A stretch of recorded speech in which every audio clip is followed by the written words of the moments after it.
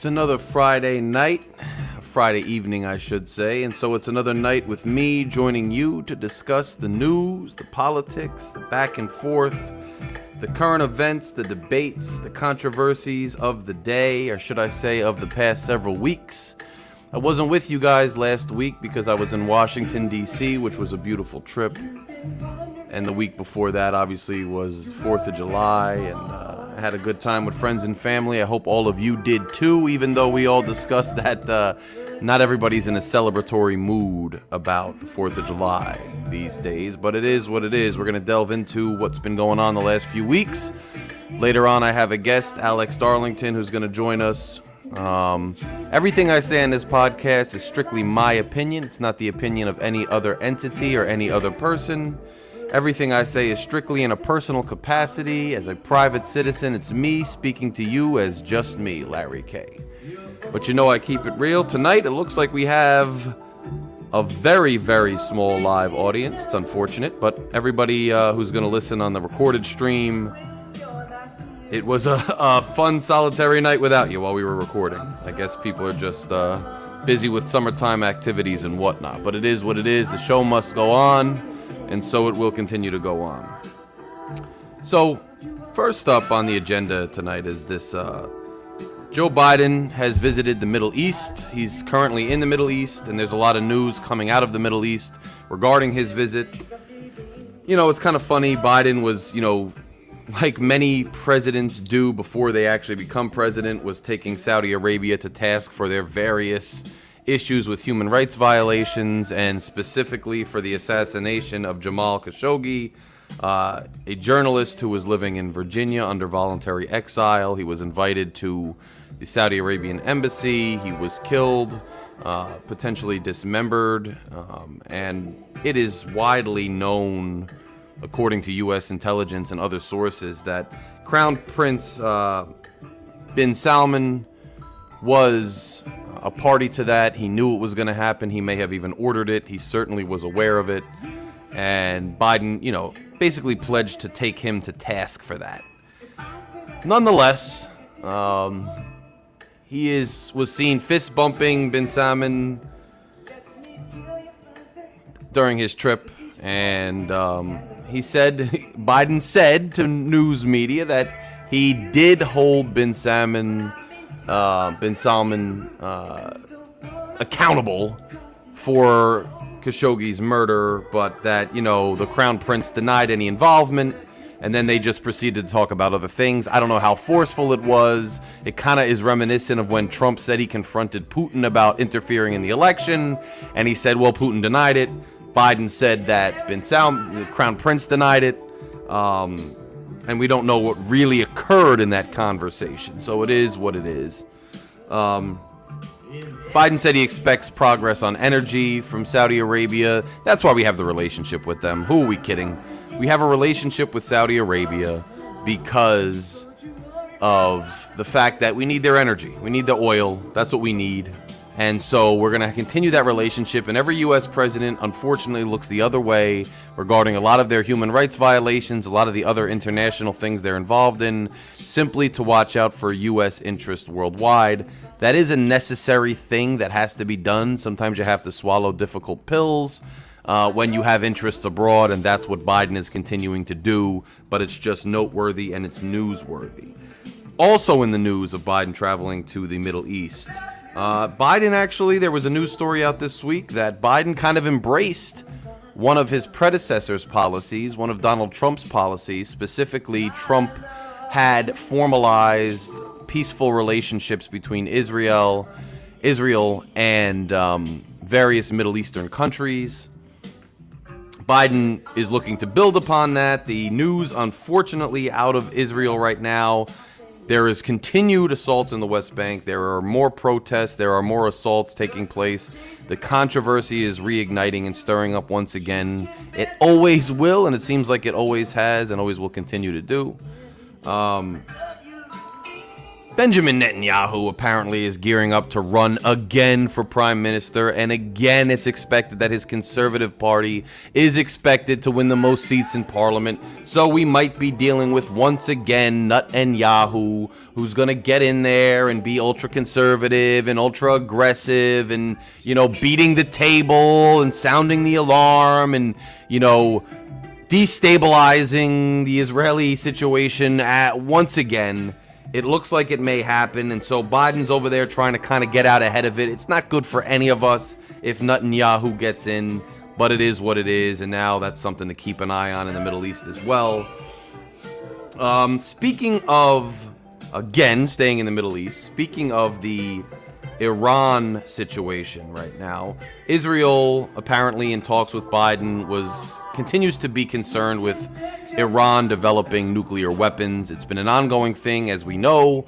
Donald Trump pulled out of the U.S.-Iran nuclear deal, and ever since, Iran has not been beholden to any kind of limits on their development of nuclear, as they say, nuclear energy, or the enrichment of uranium, which could lead to the creation and proliferation of nuclear weapons. Israel is obviously concerned about this. Meanwhile, people might not know that Iran has recently had a new election, and a conservative president and a conservative government has taken hold in Iran. There are protests going on in Iran right now because of adversity to and opposition to some of the policies of the conservative hardline government in Iran. They are continuing now to double down more on an anti-U.S. stance. From what I understand, nuclear deal negotiations between us and them have fallen apart once again.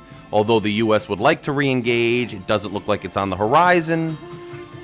I can't blame Iran for not wanting to enter into another nuclear deal with us, though, because the fact of the matter is that if we can simply change policies and back out and renege on the deal when we get a new president, and if the next president is Donald Trump or DeSantis and they're just going to pull out of the deal, then what incentive does Iran have to enter into the deal? Like, it doesn't make sense. So I'm not completely surprised that they wouldn't be interested in further negotiations with us. I just don't get it. I mean, why would they? So, I mean, you have that, and then you also have this news story this week that Iran is looking to ship drones to Russia, and that Iran is looking to ship drones and other weaponry to Russia to aid Russia in its continued assault on Ukraine. Now, the Iranian State Department has come out and vehemently denied these reports and said, no, we are not doing that. We are not looking to ship drones to Russia. Nonetheless, the United States and the media is telling us to keep an eye on it, and you should be keeping an eye on it, because I don't trust what Iran is publicly saying at all, and I don't see why they wouldn't be looking to ship weaponry to Russia. It's known that Russia and Iran have worked together before. Iran is involved in proxy wars just as much as the U.S. and Russia has, especially in the Middle East. This was especially true with insurgencies in Iraq. So I don't see why Iran would not be pursuing that type of policy. So despite their vehement denial, I think it's something to watch for. And speaking of the war in Ukraine and Russia, although disappointingly, I've seen some of the Ukrainian flags come down across New Jersey, and I've seen less and less news coverage of the conflict. Less and less coverage of the conflict. It nonetheless is continuing to rage on. Latest reports are HIMARS rockets supplied by the United States have been doing very well in stopping and thwarting the Russian offensive. In fact, these rocket attacks that Ukraine has successfully launched, per a report from Al Jazeera, have targeted and taken out at least 30 Russian military logistics centers, which have severely hindered Russia's effort in Ukraine. So our continued supply, and I've seen some people out there saying, why are we supplying Ukraine with all this weaponry? Why are we spending so much money in the Ukraine? What's it doing? Why are we bothering? Well, this is why. this is helping Ukraine to thwart Russia's advances, and it's doing a job, and it's having an impact, and it's something we should be watching.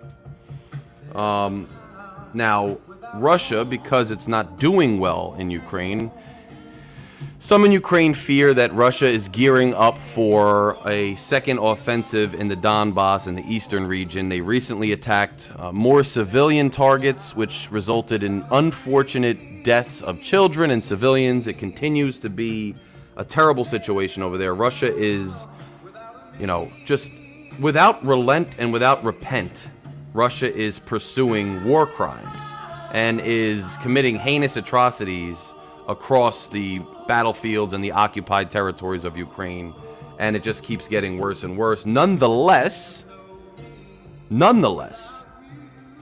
Ukraine continues to dig their heels in. Nonetheless, as I've said, this is the front line of the Western way of life, of Western civilization, of Western society, and Ukraine continues to dig their heels in and continues to fight with heart and passion. And it's a shame that in the United States so many Ukrainian flags have come down, and it's a shame that I don't see as much reporting, but nonetheless the war rages on, and those are the latest updates on it. Speaking of Russia, continuing on the Russian thing, another story that I'm beating the table about that has gotten a little bit more attention as of recent, but doesn't have a ton of attention, is the Brittney Griner situation in Russia. For those who don't know, Brittney Griner was caught with oils, marijuana, THC, oils and products in her luggage at a Russian airport. She was detained. She was charged. She has now pled guilty. She faces up to 10 years in a Russian prison. She has made it clear that she wants the United States to try to bring her home, that she's looking for support in the United States, that she would like to come home. Now, my position on this has been unwavering. My position on this has been that I am going to continue. I am going to continue to try to bring awareness to this situation. And I am going to continue to pound the table for her release. This is an Olympian. This is a gold medal, a several-time American gold medalist. Now, I'm sick of seeing it.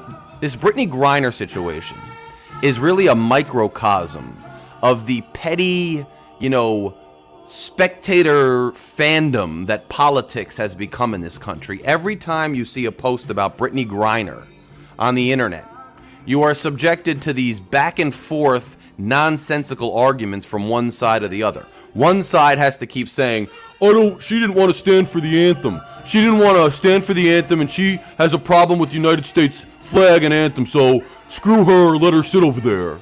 And that's just a silly, nonsensical, knuckle-dragging take. I'm sorry. Because somebody exercises their First Amendment rights, or they have a differing opinion than you, they are somehow, their recognition and their position as an American Olympian gold medal winner is somehow diminished in your eyes. That makes you pretty crappy of an American patriot. I don't agree with, not standing for the anthem personally. I don't agree with, disparaging the flag personally, but I sure as hell support each and every person's right to kneel when the anthem plays, to disparage the flag if they so choose, to speak out against injustices, perceived or real, or both, that they have. And the fact that somebody does that does not make them any less a gold medalist or an American that deserves our attention and deserves to be facilitated to come back home. I'm so sick of seeing it. And then you have the people like, well, she shouldn't have brought it into Russia. If it was your favorite athlete or your favorite American icon and it was the same crime, you wouldn't be saying that. There's something else behind those accusations that, she shouldn't have brought it, she should know better, blah, blah, blah. Yeah, we all know she probably shouldn't have.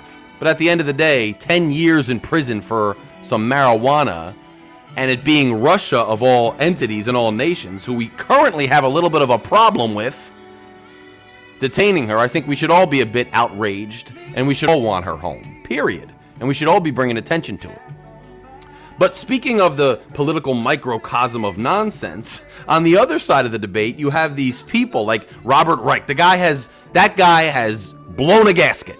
Like, I used to watch him 10, 15 years ago, and he had some sense, Robert Wright, but the guy is just all over social media with nonsense meme logic and little meme taglines all the time that make no sense. His latest related to this Griner situation, and this is another, thing that people have been beating the drum for, which is, it's just tone deaf. This is why people on the left consistently lose arguments. This is why they consistently lose arguments.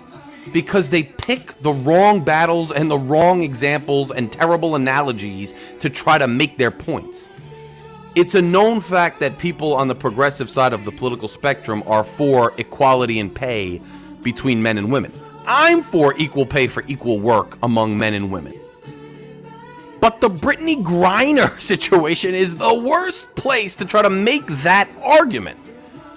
So Robert Wright comes out and says, well, let me explain why she was in Russia. She was in Russia because she plays this many basketball games, and LeBron James plays this many basketball games, and she dribbles a ball, and he dribbles a ball, but he makes $40-something million a year, and she makes $200,000 a year. Fix the system, equal pay.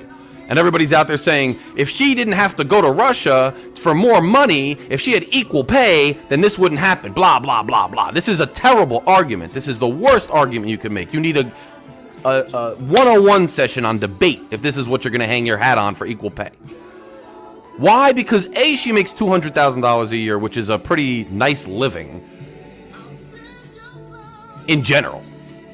Two, it's not like there's some executive sitting there somewhere and the WNBA and the NBA generate the same revenue and the same profits, and the WNBA and the NBA generate the same endorsement deals and marketing deals and the same fan interest and the same television contracts, and they're just arbitrarily saying, well, women are going to get significantly less than men.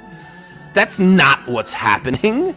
The WNBA is going to pay their athletes based on the revenue that they draw, based on the income and the profits that they make. And so, of course, LeBron James and NBA players are going to make more than WNBA players, not because of some gender bias with the leagues or the owners themselves. Perhaps we have a societal gender bias, which I think is probably undeniable in this country. This country and this society has a gender bias in general, which causes fans and patrons of the sport to flock to the NBA rather than the WNBA.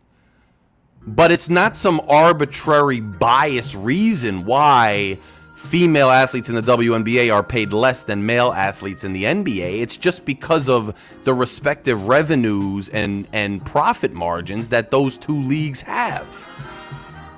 So can we all stop fighting and pontificating about irrelevant nonsense with the Brittney Griner case and just bring her home despite it?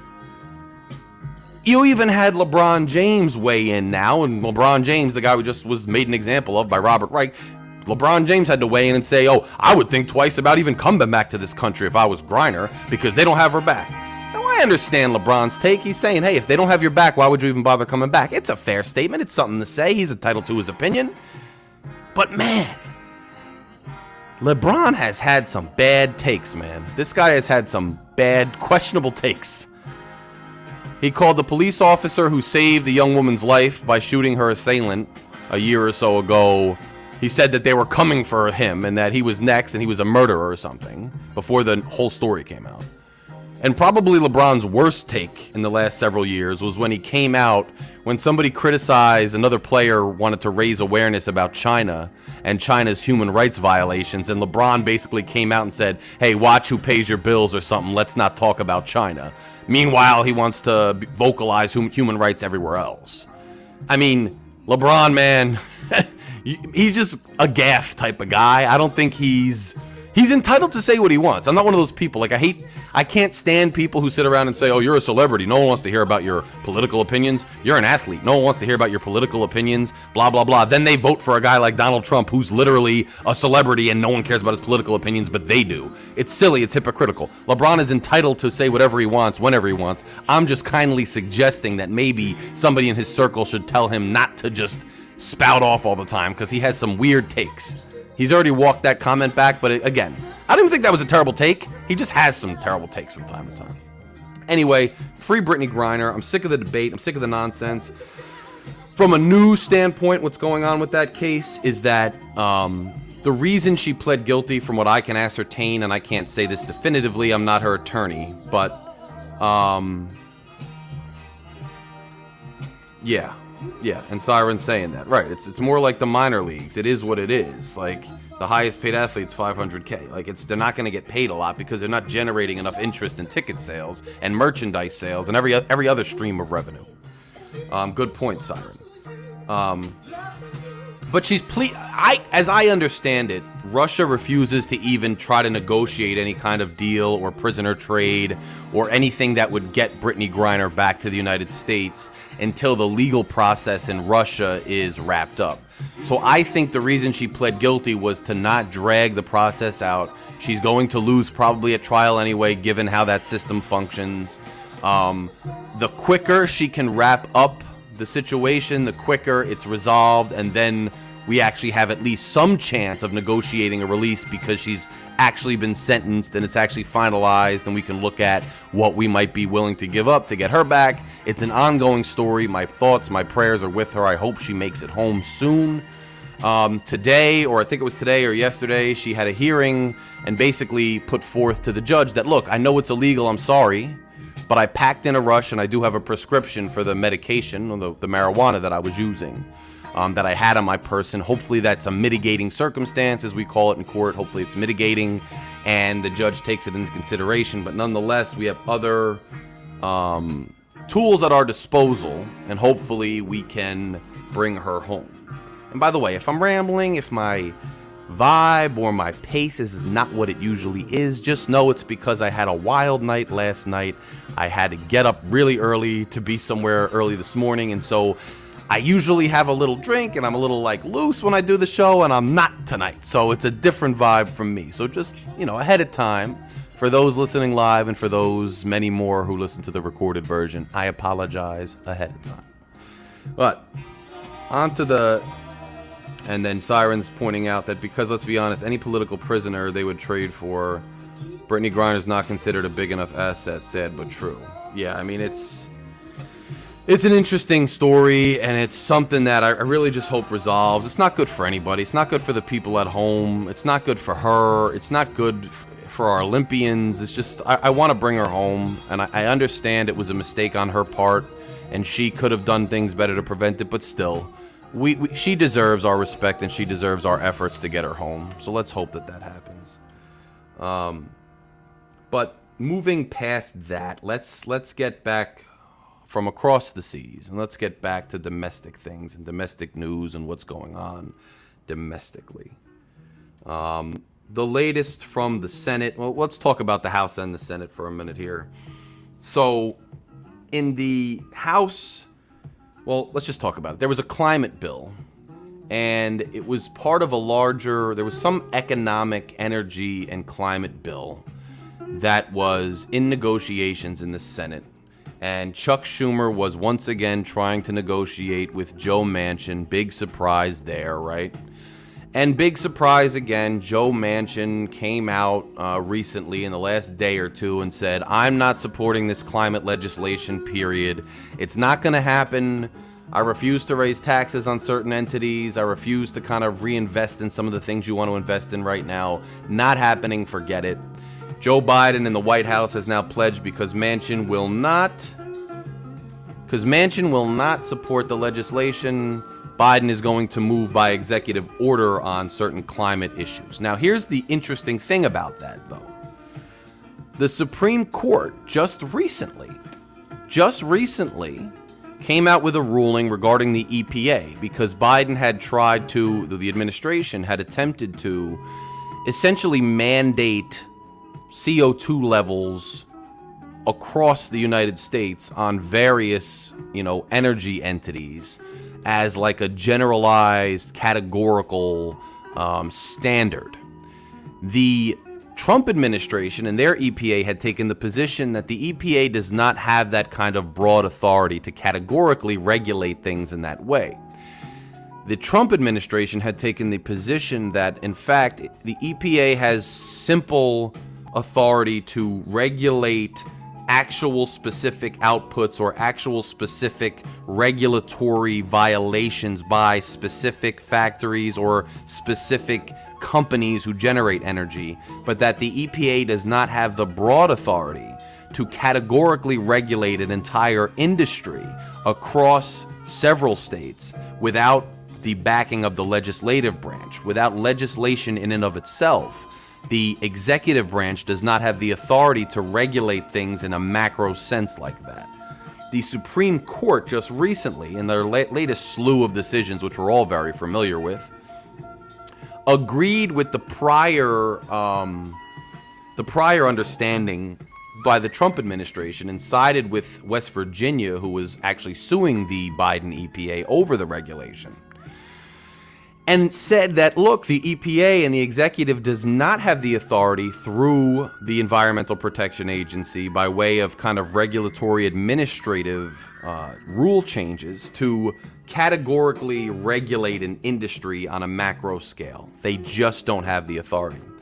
So it's interesting that the Biden administration now, in the face of Joe Manchin saying what he's saying, is putting out there and asserting that they're going to take steps themselves outside the purview of the legislature when the Supreme Court just struck them down.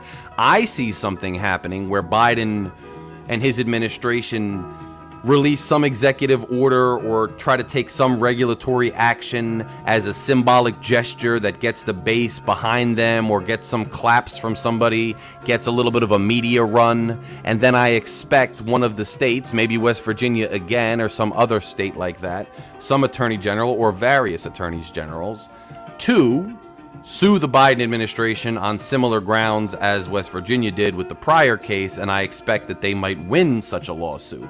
So, is it disappointing that Manchin won't support a broader climate package? Well, if you're an environmentalist and you're concerned about the climate, and I think many of us are concerned about the climate, then it's disappointing, yes. But I also will say that, Manchin's explanation was that we're dealing with a recession. Families are most concerned with, not a recession, I'm sorry, inflation. Perhaps a recession on the horizon. Not a recession, no, inflation. But I wouldn't say unprecedented inflation, but unprecedented in recent memory inflation. And his point is, well, look, we need to be discussing other things that are, most important and most pressing now. And the fact that the two political parties, the Democratic Progressive Wing, is still doubling down on priorities that they had 2 years ago regarding the climate is not where I want to put my chips right now. It's not where I want to look. Now, many will say that Manchin, who's heavily invested in the coal industry, who comes from a coal processing state, is just paying lip service to climate change, and he has no intention of ever participating in any kind of climate change of any substantial value because of his connections to the coal industry and to dirty energy. That opinion's valid. And I don't know. No one knows what's in his heart and his mind. I don't know. What I will say is that the vilification of Manchin that was predominant about a year or so ago when he killed the Build Back Better bill. And I called it the Bernie bill, which was like the $3 billion or $3 trillion, whatever it was, bill that Bernie had proposed. Everybody vilified Manchin, but can you imagine if the federal government had pumped that much more liquid cash into the economy a year ago? How much worse inflation would be now? I mean, thank God, and I was beating that drum back when that Build Back Better bill was pending, that the expenditures and the huge pumping of liquidity into the economy and more excessive money printing at that stage, when we already had warning signs that inflation could be a problem, I was beating the drum back then that we shouldn't pass such a bill at such a time. And thank God for Manchin and Sinema. No one ever talks about Sinema, but she's the other important piece to this. Thank God they killed that bill, because inflation would have been that much worse and harder to rein in than it already is. So I'm not applauding him for being, an obstructionist, if that's your choice of words, on climate. But I wouldn't rush to judgment either before we kind of delve more into what was actually being done and what was in that bill. Another important thing they were trying to work out, though, was the subsidies, the continued subsidies for the ACA, better known as Obamacare, because if the subsidies were to run dry, then premiums would tick up basically overnight. That would be a disaster for Democrats in the midterms, and it would be a disaster for many families. So I think they may still find some light at the end of the tunnel on the ACA subsidies. They just won't link it to any bigger economic and climate package. This idea that you can keep putting these, joint compound bills together that tackle multiple progressive agendas at once, I don't think is getting any traction with Sinema and Manchin. Like, they're just not letting it fly. And so I don't think you can do that. I think you've got to parse it out and get through things that you can get through. And quite frankly, with the current state of our country and the current state of our economy, I think that's the right thing to do. I don't think we need to be doing way too much right now, unless you're talking about reining in inflation or improving, on the energy crisis that we currently have, although gas prices, thankfully, are finally ticking down a bit. I just wouldn't, I don't think we should be doing anything crazy. Let's just relax. But speaking of Manchin and speaking of the Senate, let's talk about another bill was passed by the House that is sure to fail in the Senate. And that is a legislative codification of Roe v. Wade, essentially ensuring that abortion is a right across all 50 states and U.S. territories, and solidifying a woman's right to choose. That the House passed a bill that would solidify women's rights to choose, but it is expected to certainly die in the Senate. And the reason it's going to die in the Senate is because Joe Manchin and Kyrsten Sinema are not going to vote. They want them to vote for a one-time end to the filibuster just to pass legislation which cements Roe v. Wade, women's rights to choose. And everybody's angry that they won't do it. But here's the thing, and here's what I'm worried about with progressives continuously advocating to end the filibuster. My perspective on it, from a strategic perspective, if I was on the left side of things, if I was going to end the filibuster for any legislation whatsoever, the first and really the initially only thing I would end the filibuster to do would be to outlaw gerrymandering and to solidify voting rights. Because if you kill the filibuster to broaden access to voting and to eliminate political, racial, and other forms of gerrymandering from a legislative perspective, because the Supreme Court has not, will not, and has shown no willingness to tackle those issues other than to peel back protections that are centuries old. What else is new with this current iteration of the Supreme Court? But if you were to actually expand access to voting, and you were actually able to eliminate voting rights violations and tackle gerrymandering, then perhaps you would have a more equitable election going forward, and you wouldn't have to worry about these crazy pendulum swings. And that might make sense. And why would it make sense as opposed to ending the filibuster for abortion? Well, let me tell you a story. When Obama was trying to get federal judges through, Republicans were being obstructionists. That's what they planned to do. That was their plan from the beginning. That was McConnell. He's an ice cold, nihilistic gamesman when it comes to politics. That's how he got this Supreme Court in, and it's really a shame what he does and how he treats things. But his plan was to just kill everything and anything Obama wanted to do. And he was succeeding in obstructing a good number of Obama's federal court nominees. So what did the Democrats do? Democrats at that time eliminated the filibuster just for federal judges. So there was no more filibuster available for federal judge nominations. Well, then what happened?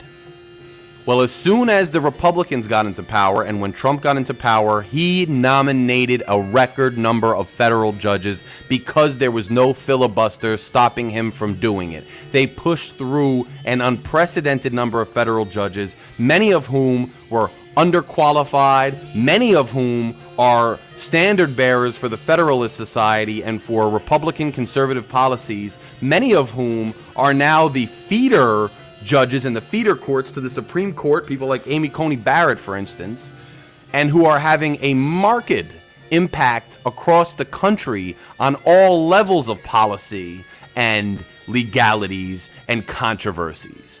And so what I worry about is, so what if the Democrats kill the filibuster just to codify Roe v. Wade, just to make abortion legal all the time in all 50 states and all U.S. territories? Well, guess what?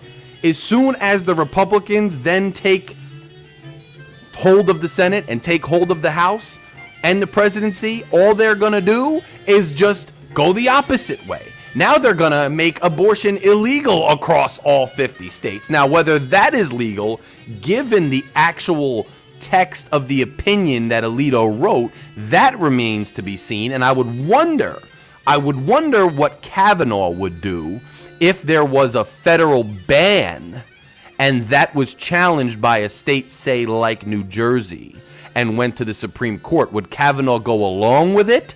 Or would he, as it seemed to indicate he might be willing to do, would he go the other way? And would he say that the federal government does not have the authority to ban abortion in all 50 states? I don't know. Given the text, it can go either way. They kind of said it's a legislative question. So if the federal government's a branch of the legislature too, could they do that? Is that the will of the people? Or is leaving it up to the states the better practice? I don't know. But I wouldn't kill the filibuster for abortion rights, because as soon as Republicans get in office, then they're going to kill everybody's abortion rights. So I don't blame Manchin and Sinema for not wanting to kill the filibuster for that. I really don't. Because it's just suicide. Because then as soon as they get into office, it's going to be the worst. It's going to be the opposite.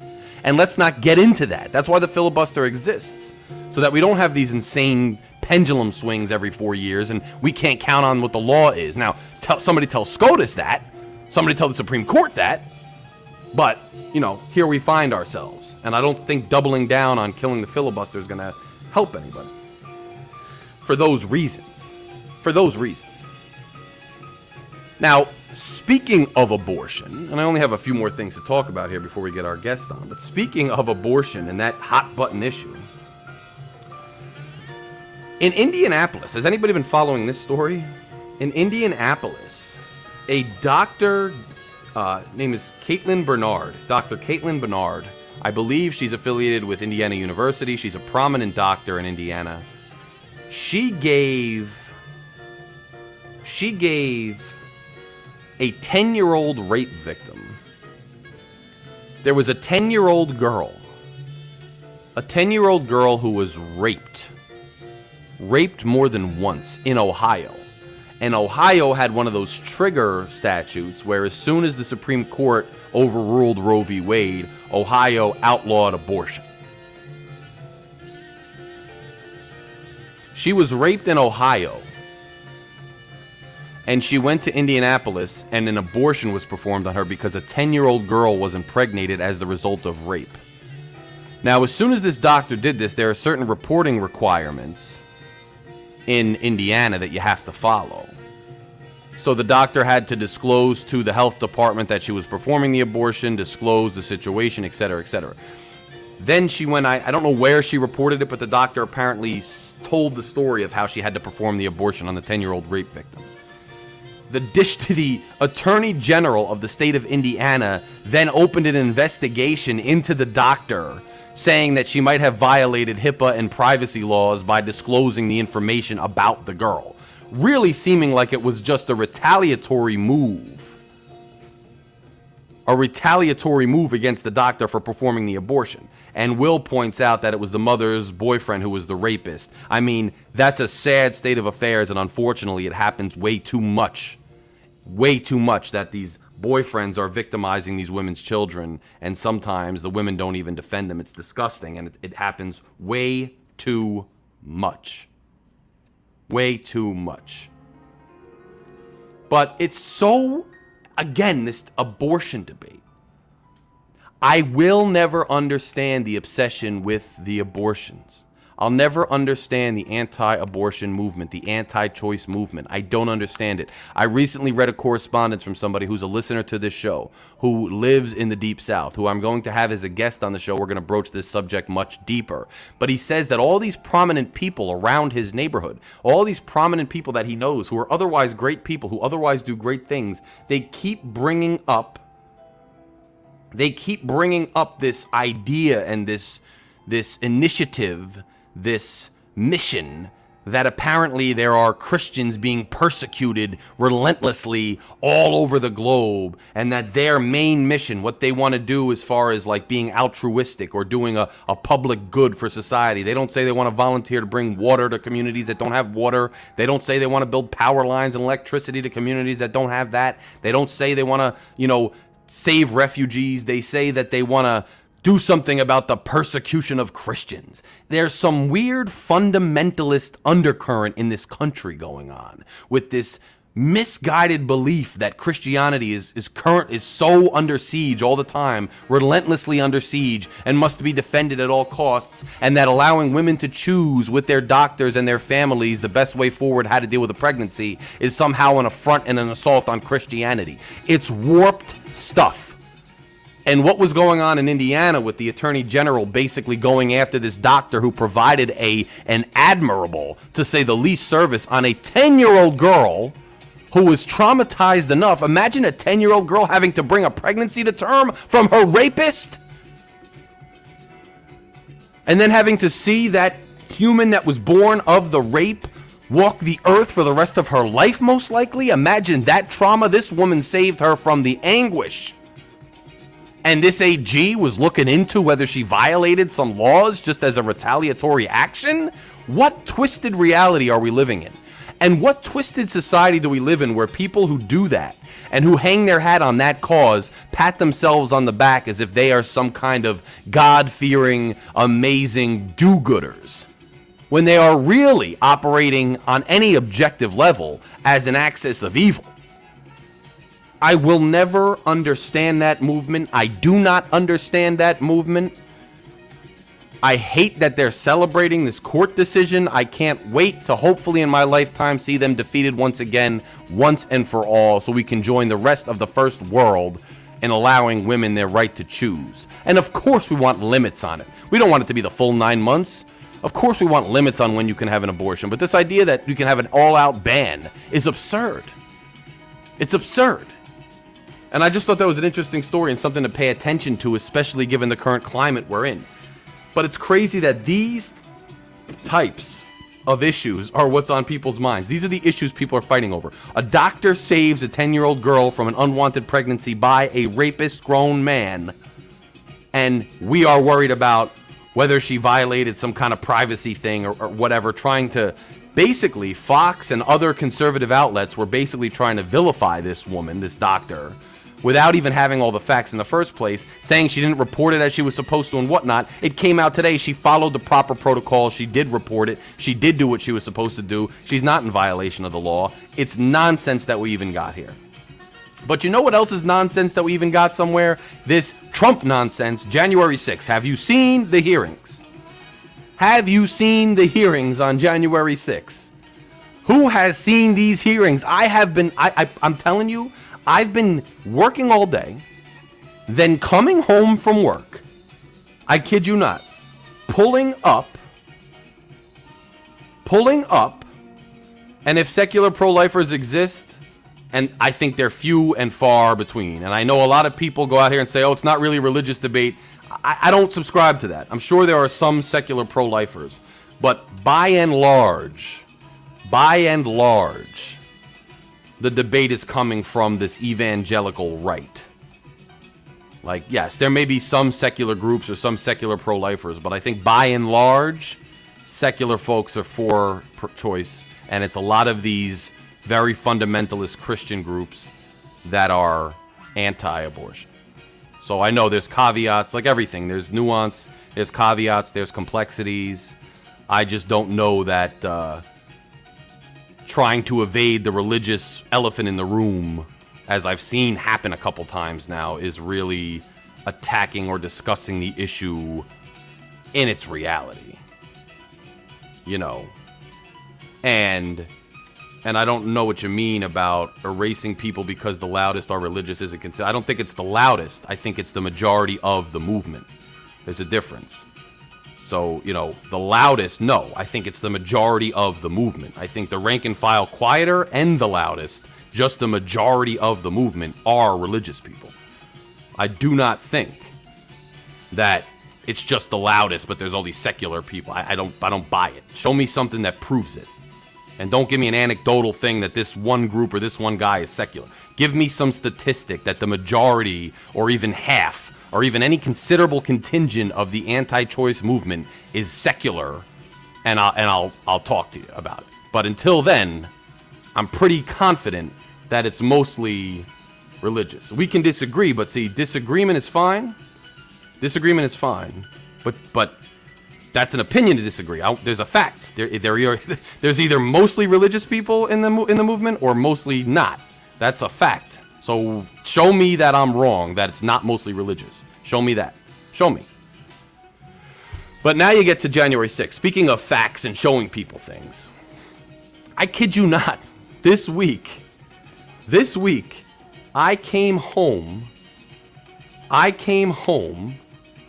and yeah, anti-choice. So I don't like the messaging of like, oh, we're pro-life. No, you're anti-choice. Like, I'm not going to play that messaging game. Zed, are you anti-choice? Are you anti-choice, Zed? Why don't you tell us? Are you anti-choice? For those in the recorded version, there's somebody in the chat I'm going back and forth with here.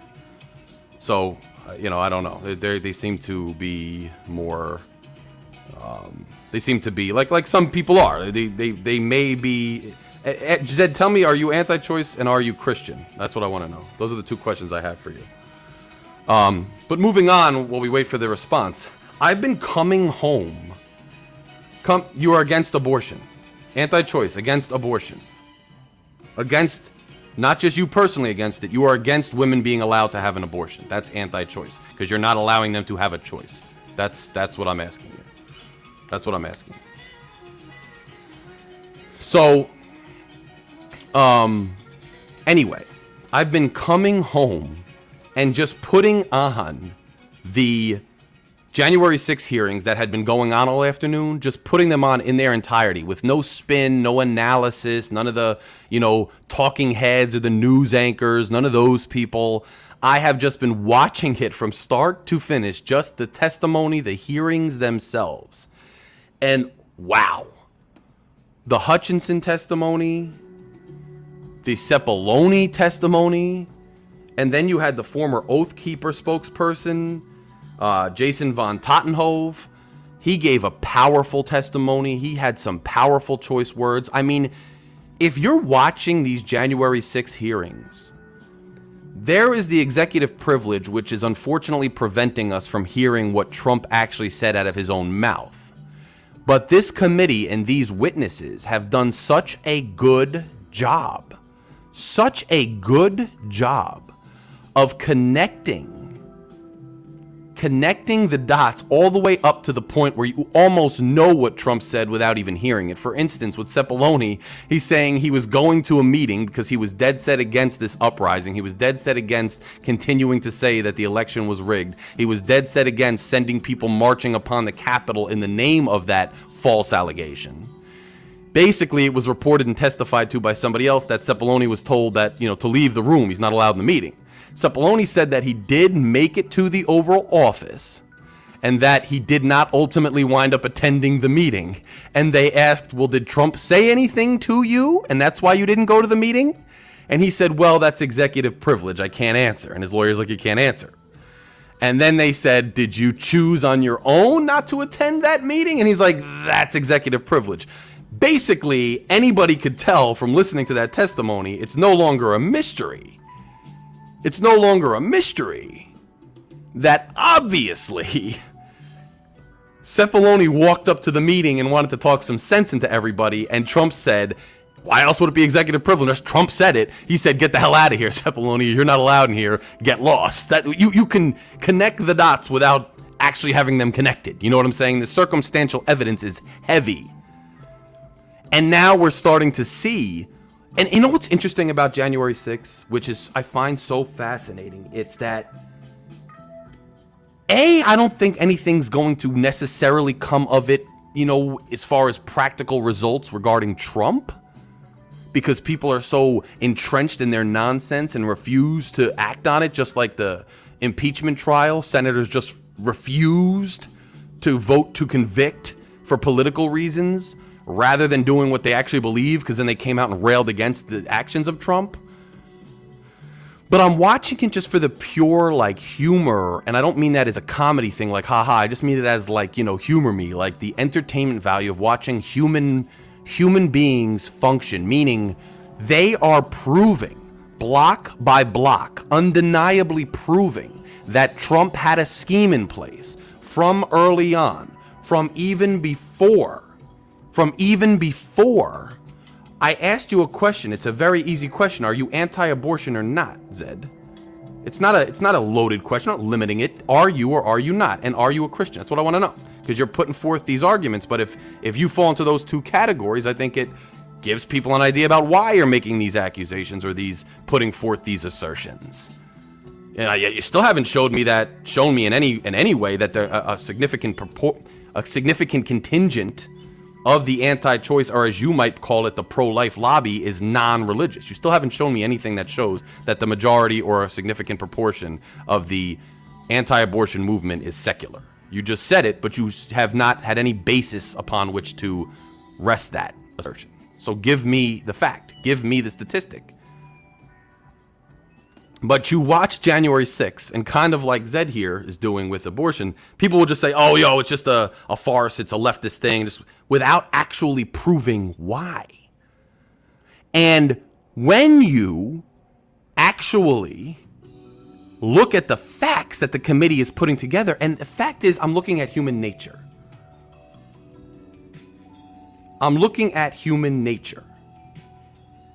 And it's funny to see that in the Trump cabinet, and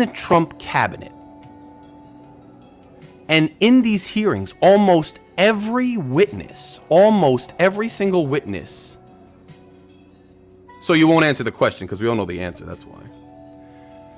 So every witness is a Republican or a former Trump staffer or a former right-winger, or even we now have former people who actually marched on the Capitol and were actually pleading guilty to crimes associated with the march on the Capitol. And they are all coming out and basically just being real. From Bill Barr to Cipollone to Hutchinson, they are just Republicans. They were in Trump's team. They were down with the dude.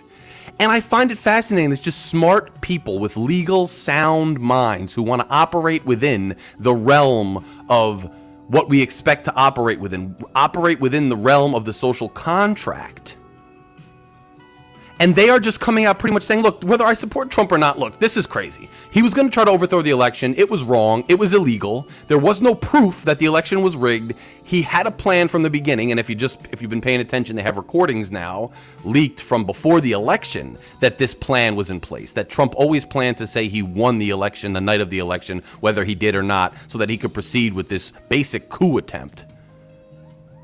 You see, it's Republicans just waking up, and I see the same on the left when people on the left wake up and they just start calling out nonsense, blatant partisan fantasy nonsense, just because they actually want to be objective, normal people, despite what their partisan leanings are. And you're seeing this house of cards that Trump has had surround him kind of crumble piece by piece as these Republican people come out and just be normal and just say, look, it was, in Barr's words, it was bullshit. It was stupid. This is what they were doing, and I was like, you guys are nuts. You basically see that Trump started bringing in more and more radical people like Powell and Flynn into his office and into his inner circle because the people around him were not being yes men. The people around him had enough sense to say, Mr. President, let's not do this. This is bullshit. This isn't really proper. This doesn't make any sense. This is not going to work. And by the way, you may be susceptible to criminal charges for this stuff. This is borderline treason. It is treason. Stop it. And they're all coming out and saying it, and it's being proven to you piece by piece as you watch these hearings. And it's amazing to look at human nature while these Republicans, one after the other, testify against Trump. And these Republicans and Liz Cheney lead these hearings. And people are still saying it's a leftist hoax. It's all bullshit. That's fascinating popcorn stuff too, watching human nature on the opposite side. Watch somebody prove something brick by brick, piece by piece, detail by detail, undeniably, objectively, and then watch people pretend that they're not seeing what we all see. This odd, crazy form of partisan gaslighting has become an integral part of our, social dialogue and our societal fabric. It's insane. It's insane, but it's been fascinating to watch. It's been great to watch, and I'm continuing to watch. Now, the latest twist is that Trump apparently tried to contact one of the witnesses, and they've referred that information to the Justice Department. Steve Bannon, who, by the way, has his contempt trial commencing next week, I think, for not refusing to comply with the subpoena from the committee, now says he wants to testify, but he'd rather testify in public. If you know anything about Steve Bannon, you know that Steve Bannon is a spin artist and a propagandist. And I hope that the committee, who knows? Maybe they'll put him on in public and just undress him in public, figuratively, of course, for all of our sake. Geez. But Bannon, I think, wants to get up there, and I think he wants to just blatantly spin lies and try to defend Trump. I think it's a two-way street. I think one of the reasons he's doing it is because he wants to avoid jail for the contempt trial. And I think another reason he's doing it is because he sees how bad it's looking for Trump and how good the case is against Trump, that he wants to throw some kind of, fly in the ointment. He wants to throw some kind of water on the flames. He wants to try to help best he can spin it the other way for Trump, because every piece of evidence that they're coming out with, everything that we're seeing is building the wall, undeniably, what most of us already knew, but now you see it from the inner circle themselves, from the Republican people around Trump themselves, that this was a planned attempt to try to thwart the results of a free election, and that is insane in this country. And that is how you lose democracy. And that is how we let things go unchecked, and we don't care, and we act like it's normal, and we normalize the unnormal, and we get into positions and places and points where these things are normalized and where people start to get away with stealing democracy. And if anybody's watching these hearings and saying that they're not seeing this proof, or for those who refuse to watch the hearings at all, they are contributing to this erosion of democracy. And I find it disgusting, but I find it generally and genuinely very entertaining. Very entertaining in general. It is very entertaining. So I've been watching it. I've been watching it a lot. I hope all of you have been watching it. We will keep up on Logic and Larry with all the updates on it. It's been fascinating. I think it's getting more and more undeniable. And even if you liked Trump at the inception, or you thought he did some good things, he did do some good things. The vaccine rollout, like now Biden's embracing his Israel policy in terms of his relationships with certain Arab countries. He's done some things. It's not like, but you have to admit, whether you like them or not, it doesn't have to be the end of your state of being or the end of your personal identity if you just admit that it looks like he tried to stage a coup and basically tried to thwart a free election. You could just admit it now. If you want to be a legit American and a patriot, just admit what we're all seeing. You don't have to deny it. You don't. Anyway, that's my spiel on January 6th. Rick is late, because Rick, are you on Western time? Is that what happened? Did you think it's 8 now, but it was 8? Damn it, Rick. It's fine, though. It's fine. But here's what I'm going to do, guys, because now I ranted and I raved long enough, and I got into the little back and forth with Zed. And Zed, I appreciate your engagement on the podcast. I want to bring in Alex Darlington. And let me tell you a little bit about him before I bring him on. Alex, we found each other online, and he reached out and he wanted to collaborate. He is starting a party, and I'll let him kind of explain it. He's starting a political party out in Pennsylvania, neighboring Pennsylvania. He's a young person, and I found it interesting that such a young person would have these balanced, kind of more moderate, objective views these days, because so many people are so partisan, especially further to the left side of things. But he is a very, thoughtful, intellectual, objective individual that I've enjoyed talking to here and there, and so I wanted to bring him on to explain a bit about, what brought him to more centrism or, moderation, and ask him a little bit about his party and his dealings, and I'm going to lead kind of an interview with him. But I hope you all enjoy it, and I hope after the interview I will be posting links and materials about his stair party and about the things he's trying to build. And you guys can all check it out, so that should be interesting. And I'm going to, without kind of further ado, I'm going to bring him on here. So he should be unmuted now. Hello? Hey, Alex. How are you, brother? Oh, just living the dream. Living the dream. So, listen, what's going on, man? I mean, how are you feeling on this Friday night? We just had a barbecue outside. Nice. In the beautiful Palmerton sunset. So it's been good. Hold on, I'm hearing myself. Hold up. I don't know how I can fix that. You sound great from my end. Yeah, I know. I can hear myself, so now it's... I'm slowing down my own talk because I can hear myself. Yeah. How do I fix that? I don't know. That's tough because I don't know why you... I guess because you have to listen to me, so you're hearing yourself, which is not good. Yeah. Well, I guess I'll just deal with it. Hey, we all gotta move and shake and do what we gotta do, Echo. Yeah, Okay. they're saying echo in there, which... Has this been a problem before? No, but then again, most people come on the Skype, so... Skype. Yeah, so, but it's okay. I mean, if I'm hearing a little bit of an echo, it's not that bad. So, I think we'll be all right. What I think is happening, actually, is it might be on my end. I don't really have Skype. I deleted it a few years ago. I can call in by phone number. Maybe that'll help. I think that's fine, though, because...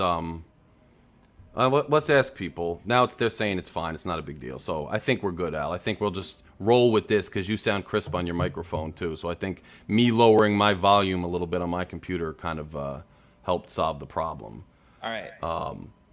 So and actually, I actually have another idea of how to solve the problem too, but I don't know if I have. I think we're good. Let's just roll like this. So let me begin by tell the people a little bit about yourself.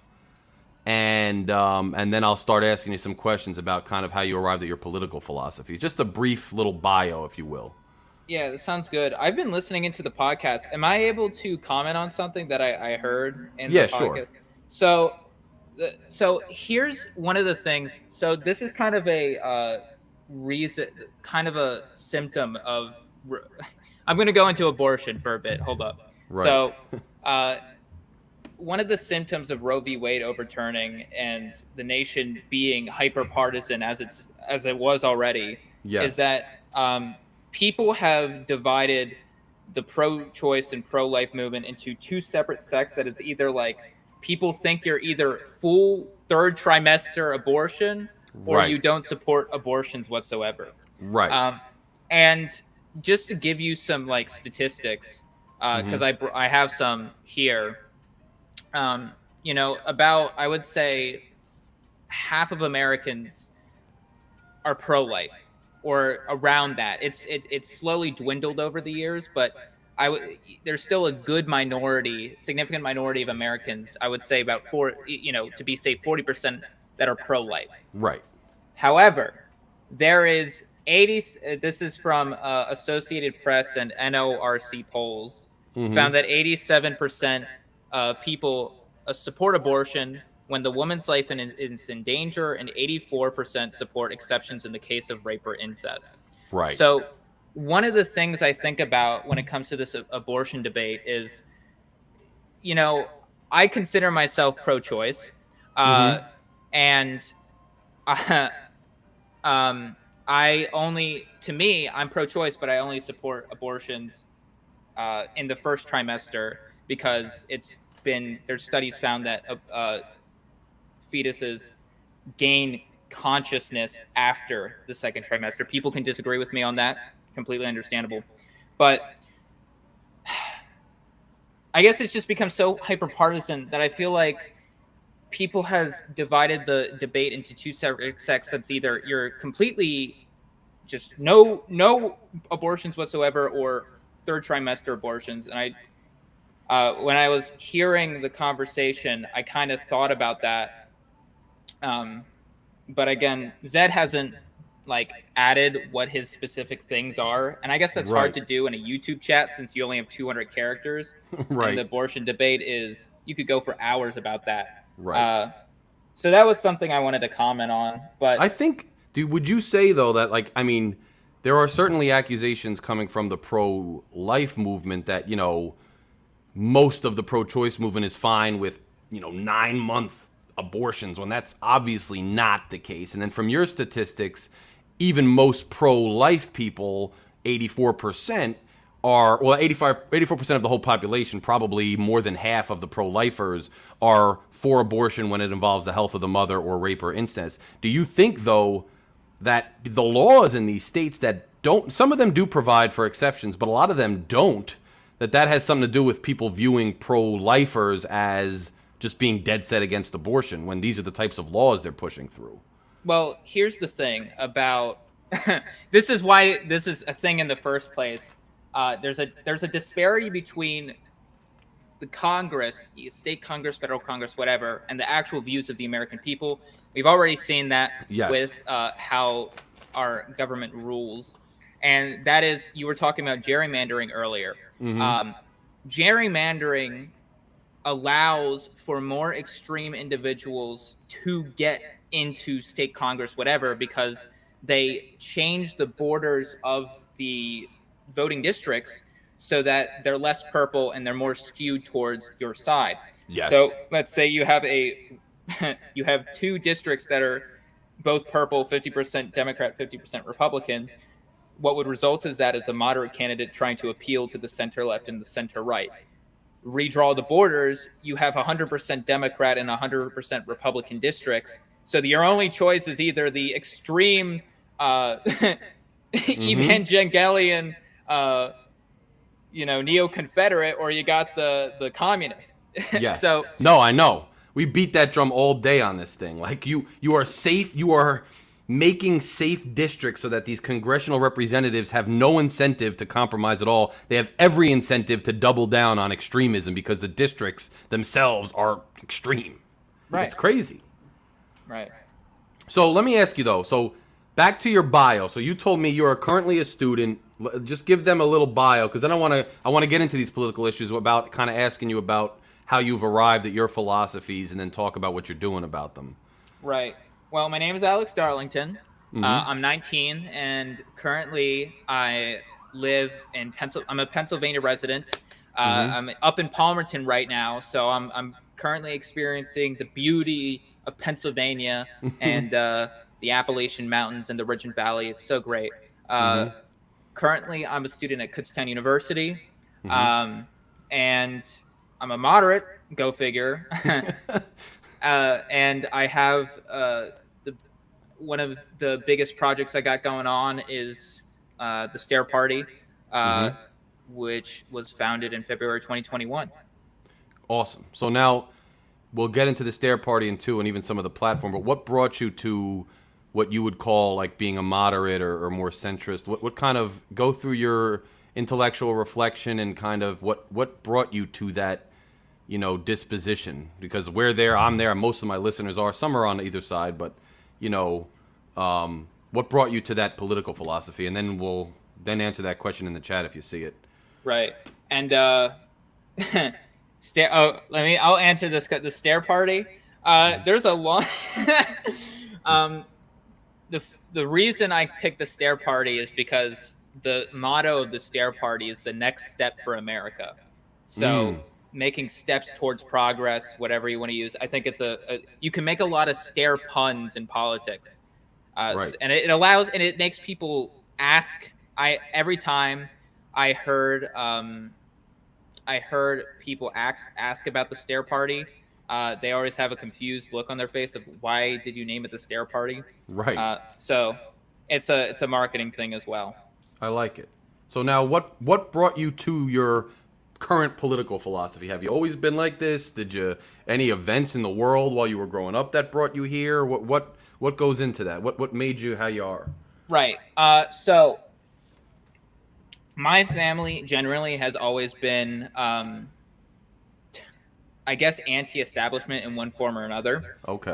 My stepdad, he's a third-party voter. Mm-hmm. My mom is anti-establishment as well. Mm-hmm. I started getting into politics when I started reading the news around, I don't know, 6th, 7th grade. Right. 2016, I started to really get going, and I started reading more into politics. And then it would be, I would say, this is, I always joke about this with my friends, and I think I joked about it with you before, Mm-hmm. which is this joke political philosophy I call defaultism, Right. where you become so extreme that you just default to becoming a moderate. And the reason Right. I say that is because when I was on my own political identity journey, 14, Mm-hmm. 15 years old, I guess I'm still doing it, but it was most, I guess, like going everywhere at 14, 15. I went from being a conservative and to I shit you not, a anarcho-communist. Okay. Interesting. Yeah. And then I went to being a liberal socialist. Mm-hmm. Liberal socialist, not in like the social term, but as in liberal socialist, as in a combination of command economy and market economy. Right. And then that's when I defaulted to moderate. I was like, because I heard, first of all, I was put off by the hatred Mm-hmm. that I heard of just like people screaming at each other Yes. about, oh my God, you are literally Satan for supporting this person or this person. I mean, unless the person is literally the chairman of the National Socialist Party. You know what I mean? Yes. Right. Yes. Rick knows about this. He deals with this all the time. My listener, Rick, he's always being called pretty much the pure evil just for not being a pure socialist, on social issues all the time. It's crazy what's going on. Right. So, and then also I just kind of, I saw the things, like the policies of not only conservatism but also libertarianism, and the points of of progressive and leftist ideals, and that's kind of what made me a moderate. Just kind of looking at both Right. sides, I guess. Right. But yeah. That's really interesting. So then did you said 2016 kind of got you really looking into that. Now so Rick's your dad? What the hell's going on, man? Nice to meet you on the show, Crimson Joker. That's a cool name, by the way. But so Al, did the election in 2016 have anything to do with that? Yes. Can Okay. I answer Crimson's question real quick? Yeah. So he said, making a third party would only divide people more. I don't understand. So here's the thing. Dividing people more in the circumstance of like actually making people more partisan, I wouldn't say so. I assume you mean by splitting the vote, I guess. Mm-hmm. Because at the end of the day, hyperpartisanship, in my personal theory, hyperpartisanship has been supported by the two-party system duopoly. Because at the end of the day, if you look at statistics, most people don't like the Republican or Democratic parties. They think they're corrupt institutions. They don't have any trust in them. They don't have the approval rating of Congress is 14%. Right. Right. They don't like those systems those political systems, and people see them as an oligarchy. I see them as an oligarchy. Right. Who are they answering to? They're not answering to us. They're answering to that corporate interest. They're going to that same oil company, and they're like, hey, I kind of need some money for my campaign. Right. So. Right. So I get what you're saying. You and Siren kind of co-signed it, and I agree with you. Like, I think a third party would give, and in my opinion, especially if it's a more moderate party, because we've seen third parties come and go for specific issues. Many times they're even further on the right or further on the left with some nuance. But I think a moderate third party, I think a lot of people would find solace in that and find common ground there. I think it could, in theory at least, I think it could bring people together and kind of build a different coalition. I think people are even hesitant to identify themselves, except for the very devout, are hesitant to even identify themselves by party, and they just have to reluctantly because there's only two umbrellas, and they say, I guess I'm on this side because I can't stand that side more. Whereas I think a lot of people want common ground, and like there's common sense issues that I think everybody, not everybody, common sense issues that I think a lot of people have common ground. Even your abortion points about like the statistics you brought into the conversation, that in and of itself shows where there are grounds for compromise, even on that issue. And because of this screaming match that people are incentivized to have because it gets them reelected in their hyper-partisan districts, we don't have the opportunity to even discuss the common grounds and work out common ground legislation or solutions to problems. So I think a third party could definitely help. I mean, I see exactly where you're coming from. And if you want an example, we already have proof of concept in the Stair Party. We got, conservative Catholics in our party, and we got ourselves atheist liberals in our party. So this proof of concept of listening first to understand and finding common ground on issues and understanding the real enemy is the duopoly that, at the end of the day, no matter, to me, oppresses us all in one form or another, and is looking towards an autocratic regime and putting us on the brink of civil war, is the real issue at hand.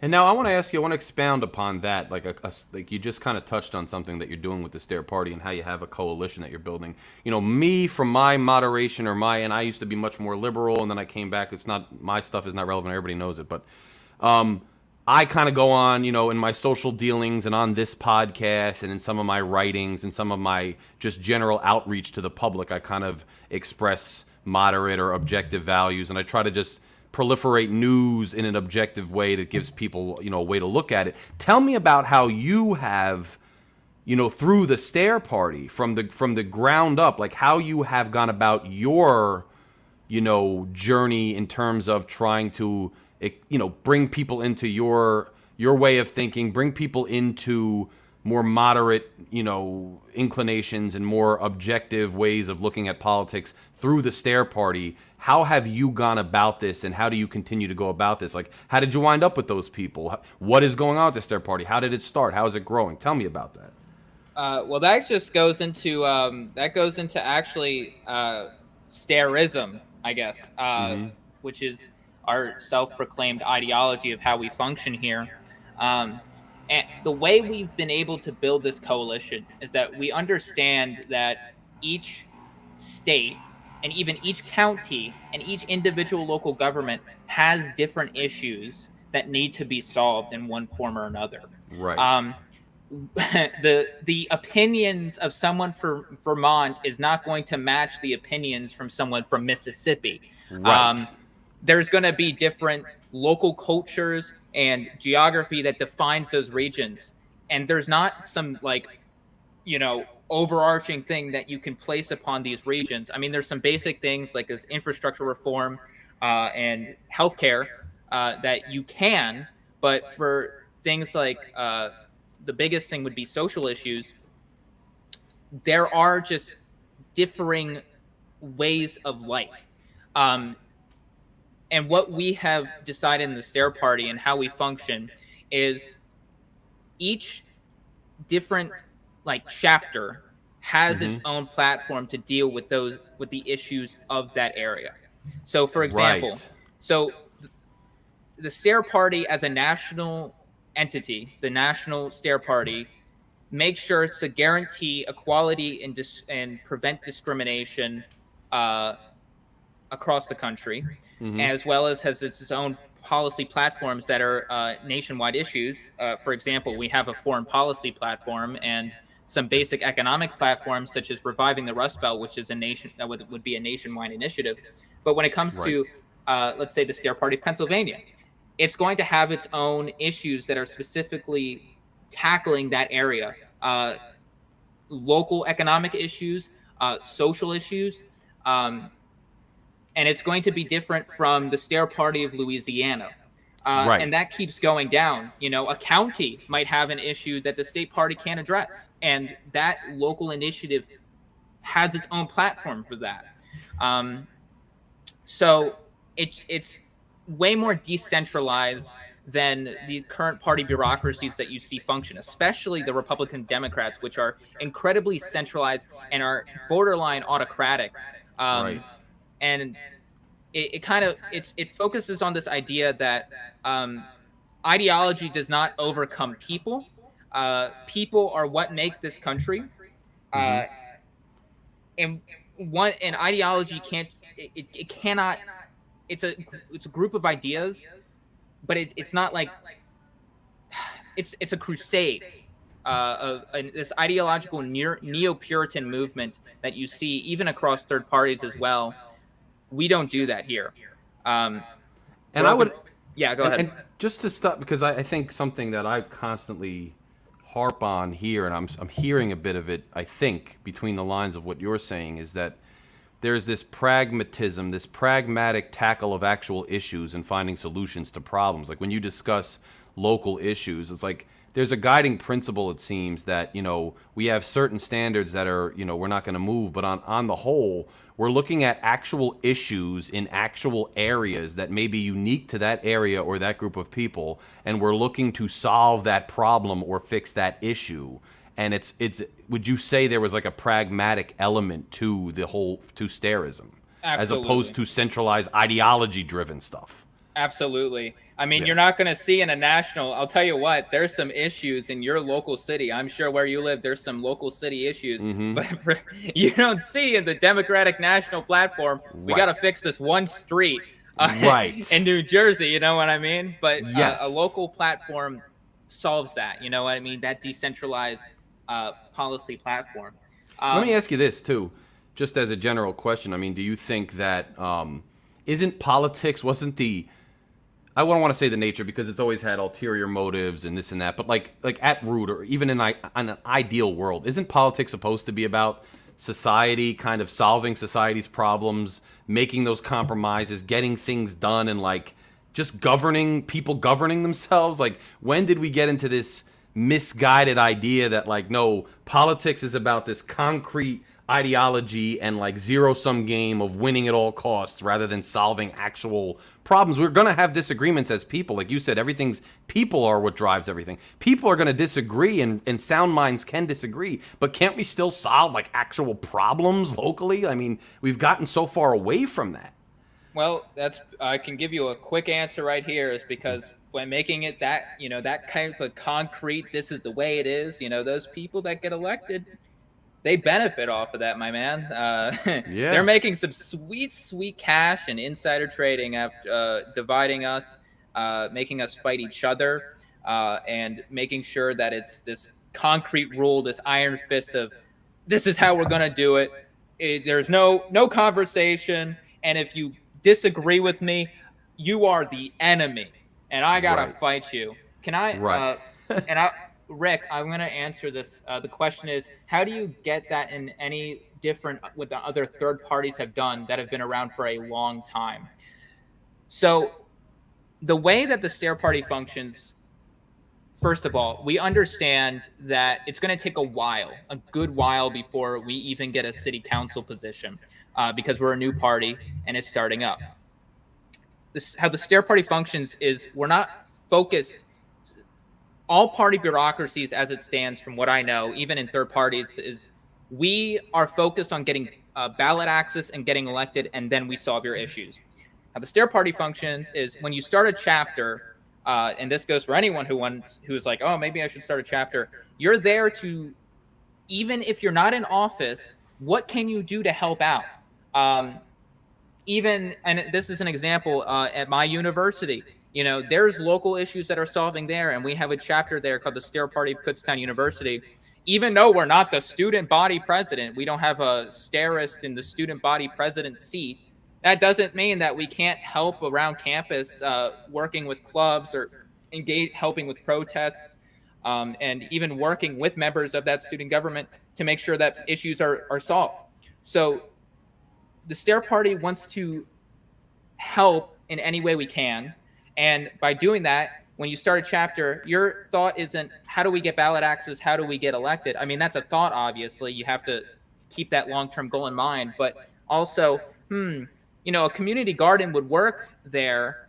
Why don't we get, the community together, get some local community leaders to get that community garden set up that possibly you don't even need to be elected to do that. So the way we differ ourselves, and we believe that we can be unique, is that instead of saying, elect us and then we'll give you food, we're going to try to give you food first. And then, seeing how stairism has helped you, that sounds religious. Holy shit. No. Let me rephrase that. No, but I like it. I like the philosophy. You told me this yesterday, and I think even I was in the wrong paradigm. We're all in this paradigm that if you're a party, then you're automatically trying to get elected. And if you can't get the presidency or you can't secure a huge number of seats in a state or somewhere else, then you're really irrelevant. And I think you shifted my paradigm, and what you're saying makes a ton of sense to me. Continue, but I just wanted to say, it does resonate with me. A council seat is down the road even, but you'll get there by the outreach first. You're actually putting into practice and into motion the philosophies from a societal standpoint that you believe in, and gaining actual seats somewhere is secondary to that initial push. And I think that's just a paradigm shift for many. Right. I'm glad you stopped me there because I was starting to ramble. No, it's fine. I think that really does resonate. I think it makes a lot of sense. Yeah. And then they're saying, you're not talking about a political party. You're talking about a lobby group or activist group. I say, does it really even matter how it's labeled? Does it matter? Do you think it matters, Alex? Do you think it matters how it's labeled? If somebody were to call it, start a chapter, say, in another state, and say, I don't want to call it a political party. I want to call it like a social group or something. And then, what do you think about that? I think that's a completely legitimate concern, because you do have to categorize these things, Right. What is considered a political party and what is considered just an activist group. Well, the main difference is that we do have a platform, and Right. that we do have a plan if, 40 years, if this party Right. ever becomes significant enough, if the presidency is gained, we have a plan of action for that. It's not just an activist group of helping out. We're an activist group trying to help out with our local community. And also, if we get into elected positions, we have more of an ability to help you guys out. So right. It's another level. Right. So tell me about, and I know Will in here, he's a long-time listener. I know he's been talking to me all week about the Uvalde thing because the police videos came out and they didn't do anything. But that's it's off topic for us. But I'll touch on it later, maybe Will, for you. But I wanted to hear about, you said you had secular people, Catholics, conservatives, liberals in the Stair Party right now. How did that come about? Tell me about your progress so far on the ground in Pennsylvania. Tell me how it's gone so far. Tell the people how it's gone so far. Well, the most exciting news, I will say, because the Stair Party at Kutztown University started up a few months ago, and we've been doing, I guess that would be some exciting stuff to talk about. When the Stair Party at Kutztown University started up, I had the wanting to get involved with student government, right? Mm-hmm. And see where I can help out. Right. And I lost, and I was like, okay, that's fine. I just got into college, whatever. Mm-hmm. And then I ran again spring semester, and I this time, after my previous I had the mid-year elections and then the first semester elections, or whatever, the new student representative elections. So I ran 2 elections, lost both. And they were like, this with the second election, I was messaged. I was like, oh man, you were just 1 vote away. You were so close. We had to recount the votes. Mm-hmm. And I was like, oh, well, I'll get them next time. At least, the word's getting out about me. And then I ran in the spring, and I lost again. And I was like, okay, well, obviously I'm doing something wrong because, I mean, I had endorsements from people. I knew people were voting for me. I had a list of the people who voted for me because I had friends and whatnot. And I was like, all right, well, this is a little strange. Can I see the how many people voted for me, or at least the percentages or something like that, some sort of election results, so I can match up my data and see what I did wrong and where I can help myself. Right. And they were like, sorry, we don't release election results. And I was like, oh, interesting. Well, there's a problem. There's a problem that needs to be solved. So that's the example of that local platform type deal. So that is something that's interesting going around in Pennsylvania for the Stair Party, is that Stair Party of Kutztown University. The most interesting recent thing I can tell you of, and I can't tell you too much because it's still in the works, is I've been talking with the Pirate Party, which is a sort of it's a type of libertarian party. I'm talking with some other third parties, and we're looking into creating a sort of coalition of American third parties, not merging, but as in like working together towards the common goal of destroying the duopoly. And a lot of movements there. I can't spill too many beans because everything's still in negotiations. Right. But that's the most exciting thing that's going on with the Stair Party, other than the Stair Party Kutztown University. There's the normal thing of us starting chapters. There's something going on in Minnesota and North Dakota and in Louisiana. But I think the biggest news that we got going on is that idea of working together towards common goals is starting to reel its head within the third party movement. And we're starting to see that we need to work together in order to combine our resources in order to fight this common goal. So that's the most exciting thing going on right now. That's interesting. So, and then that's several states. You had Louisiana, North Dakota, Minnesota. That's really interesting. Now, how do you get, like, when you approach these people, say in the university, how have you approached people and how have you gotten them to kind of be interested in joining the movement? I mean, what's your pitch that you don't have to give me your pitch, but how have you met people? What kind of outreach have you done to kind of speak to people? Has it just been around campus? Has it been through any political groups or debates? I mean, what has really got people into the fold that you found works?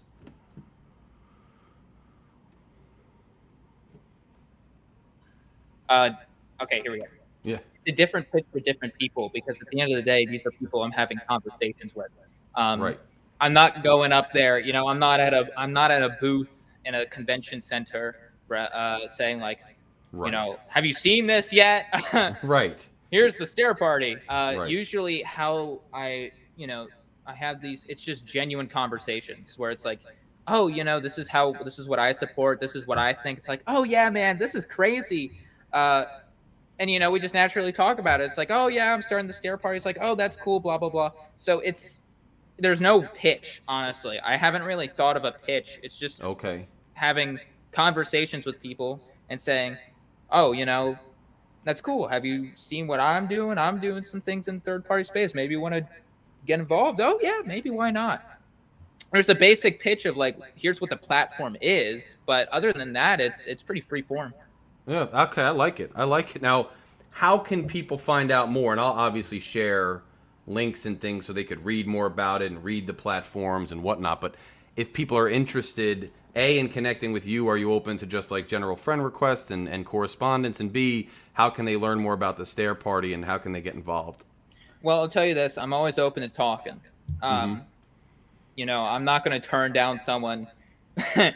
I'm too busy. Yeah, right. I don't need you guys in my life. Right. I got things going on. No. If you guys want to reach out, the best thing you can do is go to the Stair Party website. And if you actually just look up Stair Party, we're the first page on Google. Because, again, that marketing thing, no one's called their thing the Stair Party. So we're right there. Look up the Stair Party. It's right there. Go to the contact page. Write something up.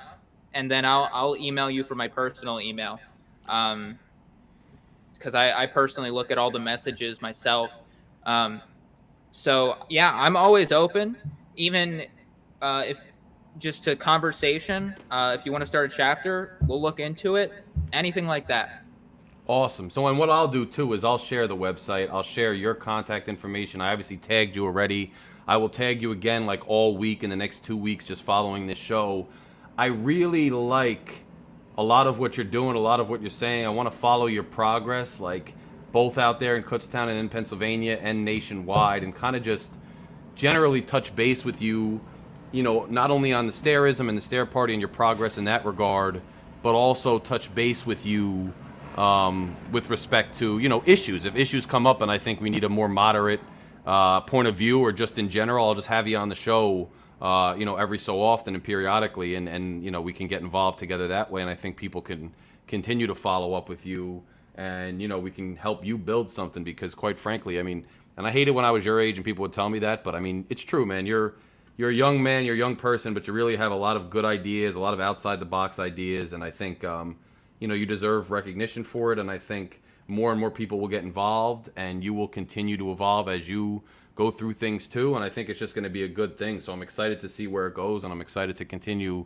having conversations with you about it, and, excited to keep you coming on here and talking to the people, because I love the perspective, and I love just knowledge-based people coming on this show. It's what the show's all about.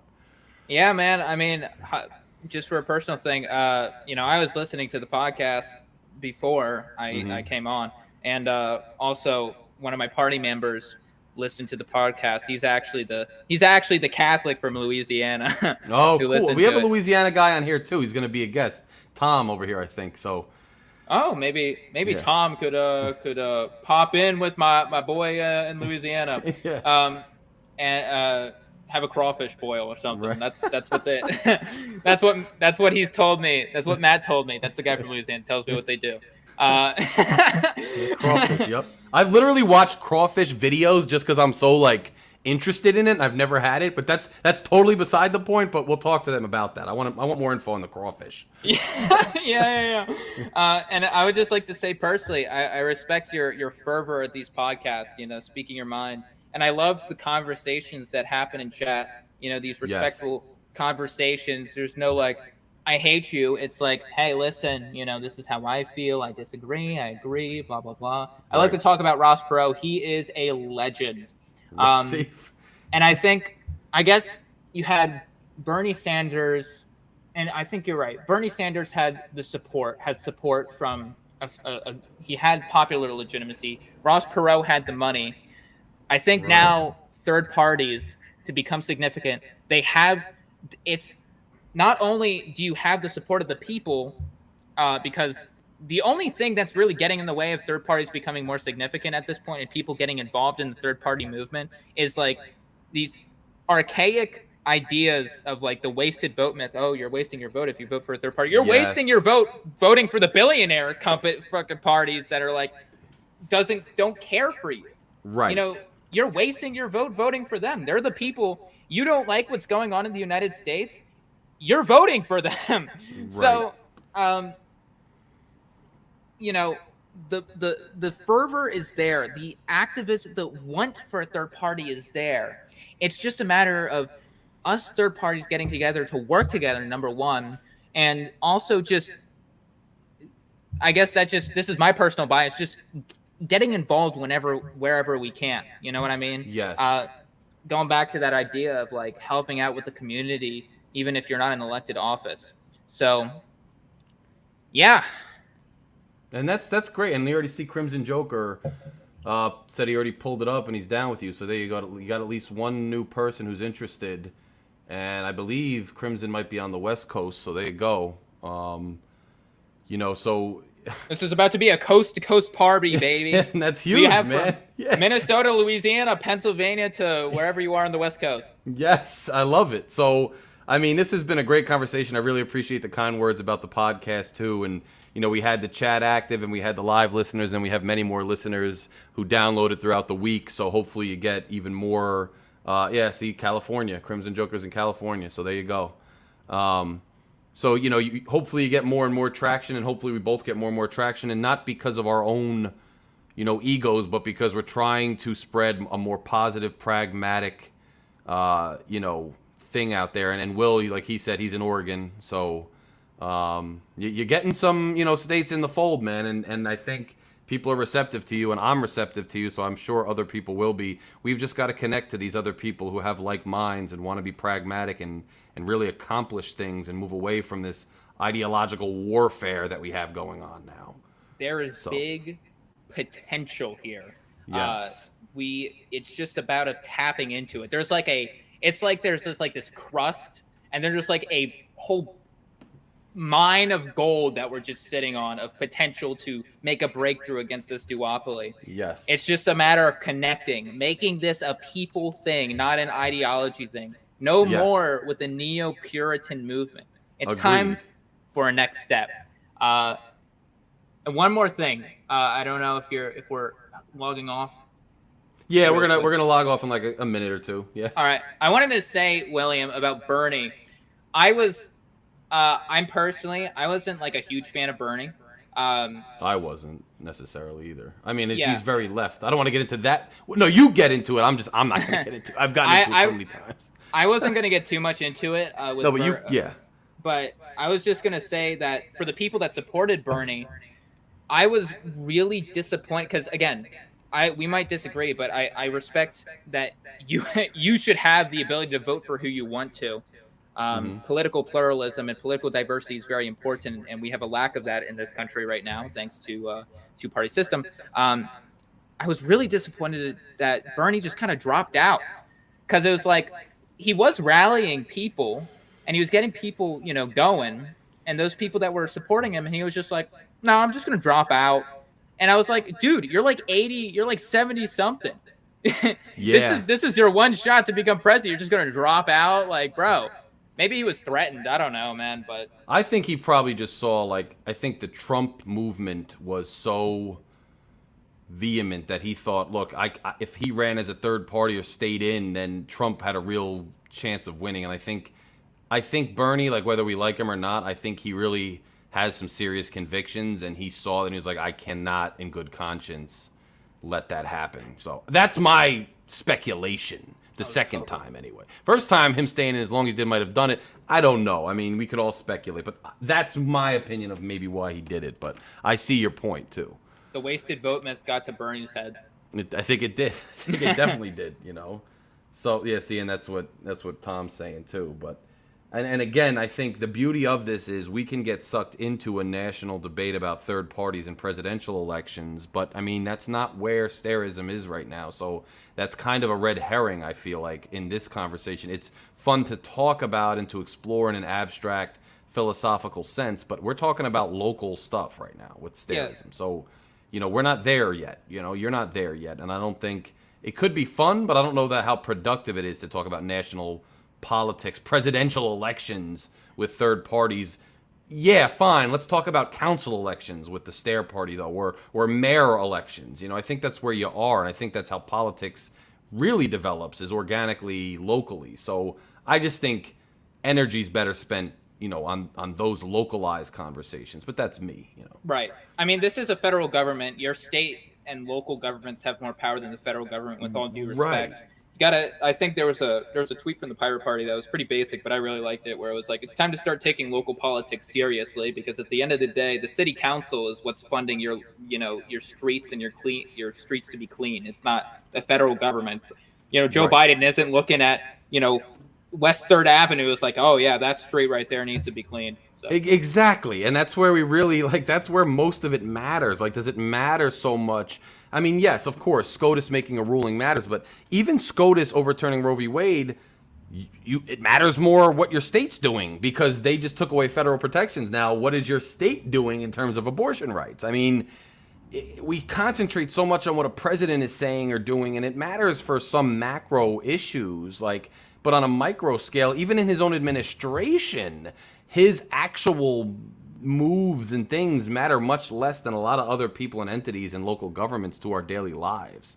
So it's just how we think in this hyper media sensationalized society. But, that's not really the paradigm I think this conversation or even starism at this juncture is really looking to get entangled with. I think it's more local stuff. So. Exactly. And personally, if you've listened to Biden for more than 5 seconds, he starts getting a little loony. So, right. It's not. I don't know if you really can listen to him for more than 5 seconds. Right. No, Biden. Yeah, he has some weird. I think he's a nice old man. I like not hearing from him that much. But yeah, it's not like I sit around and like he's not Barack Obama like as a speaker, or not even close. So I mean. Yeah, obviously, I'm joking around, but yeah. Yeah.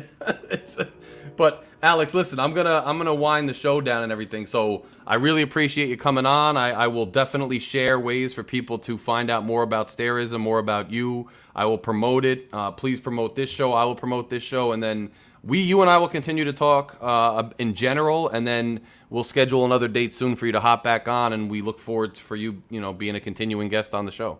I'm always willing to come on, man. I'll catch you later. All right, later, Alex. Thanks for coming on. Good night, brother. Bye. Yeah, so that was another good guest, and that was just organic. I mean, guys, that was organic. Alex kind of sent me a message because of what we've been doing on the show, and it shows, how it just shows how things can develop organically with this podcast. So I hope you all had a good time listening to me in my early hour without my little lubricant that I usually have, still going strong. And I hope you enjoyed the interview with Alex. I think he's got a really promising future, and I look forward to having him on regularly. I will post it on the discussion board. I'll invite Alex to the discussion page, the group. I will share his material on my personal Facebook page and on the Logic and Larry page, so that you guys are going to be able to reach out to him and find out more about him, because I do think it's very well worth it. Other than that, guys, if you missed any part of the show, we'll be available hopefully by tonight on every major podcasting platform.